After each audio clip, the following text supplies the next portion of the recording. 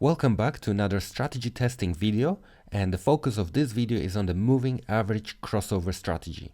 The reason why I want to explore the moving average crossover is because it's a simple strategy to adapt, and it's actually one of the first strategy I think most people are introduced to when they start Forex trading. So what I want to do is I want to dive a little bit deeper and see, is this strategy actually worth pursuing? I will start by showing you what is the moving average crossover strategy, and then later on I actually tested two variations of the moving average crossover strategy, and these two variations, they're supposed to get rid of the weaknesses of the simple moving average crossover strategy and result with better profit. So I tested these two variations. I'll introduce you to them later on in this video, and as always, towards the end of the video I will share with you results of my findings. So here I am in MetaTrader, and this is the simple moving average crossover strategy. The way it works is you have a slower moving average. So the red line, it's a 15 period moving average. And then with the blue line, it's a long-term moving average. So it's a 50 period moving average. And the way that this strategy works is whenever the moving averages cross over, there is an entry signal. So the slow moving average, which is red, when it crosses over the blue line, it creates an entry signal. So here we would enter. And as you can see in this textbook example, we would have a lot of pips profit from entering here. The stop loss for these types of trades, so let's say we entered here. The stop loss is usually the previous low. So if we entered here, I would set it around about here. And then the take profit, whatever strategy you're using. In my example, I usually do a 1 to 1.5 risk reward ratio, which means if it's, for example, 40 pips stop loss, then 60 pips would be the take profit area. However, when you're using the strategy, you can play around with how much profit you want to take. So back to the strategy. So here we had an entry signal, and this would have been a profitable trade. Moving forward, we see there's another crossover here, and this time the red line, the shorter period moving average, crosses below the longer period moving average, which creates a short signal, so a time to sell. So what we would do is we would use the previous high point as the stop loss, and we could see how much, well, this would have been a profitable trade again, as the moving average crossover seemed to go in our direction, so everything would have been okay. So this is the basics, how it works. And here we have another crossover. So this would be a buy signal. And again, just before the sudden collapse and drop, this trade probably would have been good. Okay, so if we used 60 pips stop loss, then I would set, according to my strategy, 90 pips take profit, which is 1.5 reward. So this would have been a profitable trade. So the advantages of the moving average crossover are that there are clear entry signals, and it's very easy to understand. I mean, I just showed you a textbook example, and I think it's pretty obvious. The crossover, it pretty much emphasizes everything. But there are disadvantages of the moving average crossover strategy, and it's number one, it's lagging strategy, which means that usually the crossover happens after the movement. Another problem is that it only works in trending markets. So the example that I showed you earlier was of a trending market, and all three trades would have been profitable. So the main weakness of the moving average crossover strategy is consolidation periods. Whenever the market goes side to side, the indicator just loses it. And I will share with you losing trade after losing trade. Just look at it here. So here's another chart pattern, and okay, here we had a crossover. So technically this is a buy signal, instantly went down. So it's a losing trade. Here we have another buy signal. What's going to happen? It went down. And then we had a sell signal and it went up. Then we have a buy signal. Price is going down. So as you can see, this is one, 2, 3, 4. Did it go down? Then went up again. So as you can see, it's just a huge series of losses thanks to the moving average crossover strategy. So this is the weakness of it. Anytime you have a consolidation, you will not find profit at all. In fact, if you made any profits, you will lose everything. I mean, as you can see here, again, more trades that are just losing. So what I want to do in this video is test out two strategies that are actually variations of the moving average crossover, and the whole purpose of this is so that you avoid trading in these types of consolidation zones. So that technically the result will be you trade when it is a trending market, you do not trade when it is in consolidation. Here are my basic strategy guidelines that I will use for my testing purposes, and I will share my strategy with you in a second. So the pair that I will focus on for this video will be the Australian dollar, Japanese yen, and time frame I will keep it at 15-minute charts. The reason I keep it at 15-minute charts is that if I use say 1 hour or 4 hour charts, I will not get many entry signals. So for my testing, the start date will be the 1st of May 2022, and then I will just moving onwards as long as it takes to get at least 50 trades, but my aim will be 100 trades. So risk reward ratio, I mentioned before, it's 1 to 1.5. So as an example here, if the stop loss is at 10 pips away, then the take profit will be 15 pips away. And stop loss level, well, it's trading. The charts are always different. They're never the same. So you do need to have some sort of judgment when you are setting up the stop loss. So what I'm going to do is I'm just going to use previous high or previous low as the stop loss and see whatever is most relevant. So strategy test number 1 will be the moving average crossover and the RSI range control. This is how I like to call it. Let me show you how it works. What I am going to do is I'm going to have one moving average, which is a 15-period moving average, and a second moving average, the long-term moving average, a 50-period. And I know there are many different types of moving averages methods, but what I'm going to do for this test is I'm going to use the exponential moving average, which is applied to the close. Now, to make sure, as you can see, there are plenty of signals here, plenty of crossovers. So to make sure that I'm avoiding all of these bad signals, what I have done is I've added the RSI, 14-period RSI, so relative strength index indicator. And if, when I get a crossover, if the RSI is between the range of 30 and 70, then I'm just going to assume it's in consolidation and I'm going to ignore all of the signals. However,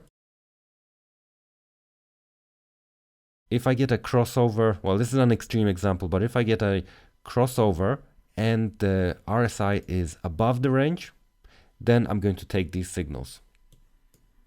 So here, for example, we have a crossover, RSI is above the range, so I would enter it here. Stop loss will be the previous low, and then take profit will be somewhere here. So this, although it would have been a long trade, it would have taken a long time before it's profitable, this would have been a valid entry signal. So let's go to my Soft4FX Forex tester and I'll set up the experiment right now. So let's create a new simulation. Australian dollar, Japanese yen, that's fine. The start date will be the 1st of May, 2022. The time on charts, I'm going to select the New York close because I only like trading from Monday to Friday. And the GMT shows me some times on a Sunday, which I wouldn't trade anyway. And I don't want that to be part of my chart. So New York close is set. I'm going to load, say, 150 days of previous history into the charts. And let's start the simulation. So I'm going to be using 15-minute charts. Okay, let's move this out of the picture. And the template that I'm using, I've already created it, will be the MA cross and the RSI.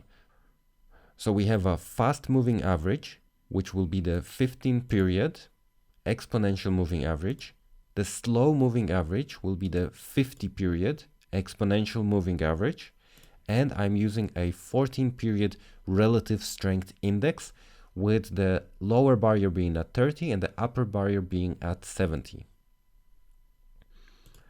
Okay, so this is the 1st of May, and what I can do, I can move it one bar at a time, or I can just automatically set it so that it skips a certain number of ticks per second. So this is my charts all set up. What I'm going to do is going to start testing the strategy and see how many profitable trades I can take. Okay, so here's some analysis. As you can see, the market entered a consolidation period here, and it was just moving up and down. And the moving averages, good point here is that it didn't give any entry signals, which is a good sign. Now here we do have an entry signal because the RSI just crossed the 70 limit, and here we have a moving average crossover. But in this case, what I'm going to do is I'm going to assume there's going to be some retracement. So let me just skip ahead, say 2 or 3. 1, 2, 3. And now I'm going to enter it here. Now, do not worry if I'm not instantly entering when I have a crossover. I mean, ideally, I should have entered here, but the reality is when you are trading, you're not always going to be at your computer exactly when this happens. So the strategy that I'm testing, and actually the strategy that I'm looking for, is a strategy that if I'm late by, say, 5 bars, it doesn't really matter. If the signal is strong, I can still enter it. So in this case, I'm going to enter it, and this is going to be my stop loss. I'll show you how this would work. Here's my entry point, and here's my stop loss. Let's say below the previous low, and this is about 41 pips. So the stop loss, I will set it to 41, and then the take profit will be 1.5, which in this case, say it will be 62. So I'm going to buy, and let's see how this plays out. Perfect. First trade, profitable trade. Let's move on. I just come across another entry signal. Here's I'm going to use this, but it's a bit too much. I mean, in this case, because I have 129 pips stop loss, it's a little bit too much. What I'm going to do is I'm going to just fast forward it a bit. And I think the previous high is here, and then it sort of broke through this. So here's what I'm going to do for the stop loss. Around about here, which actually, or I can even put it at the level that it crossed over, as long as it's below the moving averages. So it's about 60 and 90. Let's buy, and let's see how this one plays out. Okay, it's bouncing off the MA, that's good. And great, profitable trade. Let's move on. Yeah, and just to clarify one thing, because I didn't use the previous low here, because, I mean, the entry was here. This would have been, 120, 130 pips. That's way too long, especially for 15-minute time frames. I mean, I don't want to make it any more than, say, to have my take profit at 90 pips. That would be like the maximum. Here's another signal. I mean, I don't like that it's been a sudden drop, but it's crossed the RSI. We have the crossover. I mean, let's enter it. Let's see how it actually, no. I'm not going to enter it because, again, 120 pips stop loss. That's too much. So I'm going to skip it and let's move forward. Okay, here we have another signal. Of course, I could have entered it here, let's see, but I fast forwarded a bit too much, which is fine because in real life trading, you will miss out on opportunities. But what I'm going to do is I'm going to trade it right here, because what I like about it, it's touched the bottom line, which is a good sign. We have the crossover here. Everything seems to be aligned. And the stop loss in this case will be 46. And the take profit will be 68. So good range for a trade. Let's sell it and see how this plays out. Okay, another profitable trade. Great work.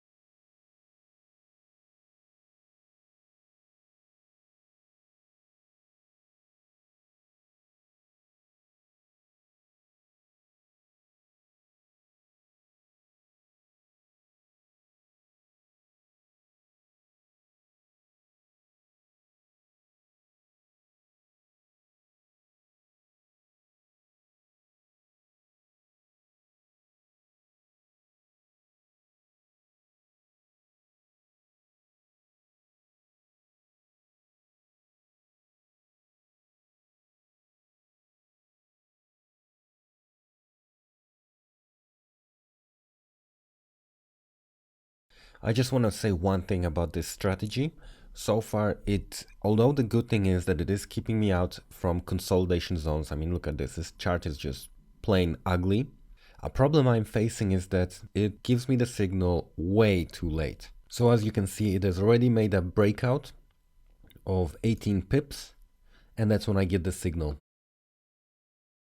So, I mean, crossover happened here, RSI here. A lot of the times there's just a mismatch, and the lag from the RSI is too great for this to be a good trading strategy. But I will share my results when I reach December.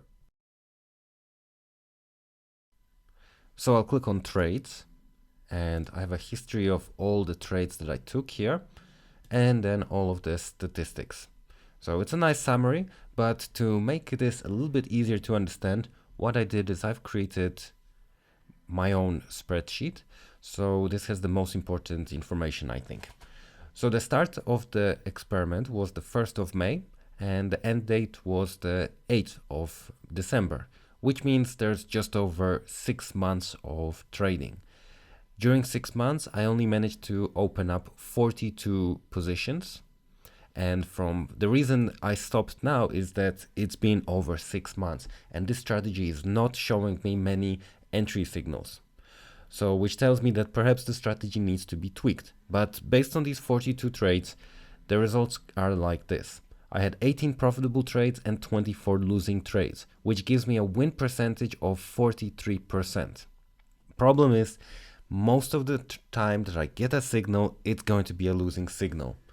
Risk reward ratio, it was 1.5 to 1. So here's an example. If I was betting $1 for every 1.5 that I could win. So after this 42 trades, I would be up $3. So I would be profitable.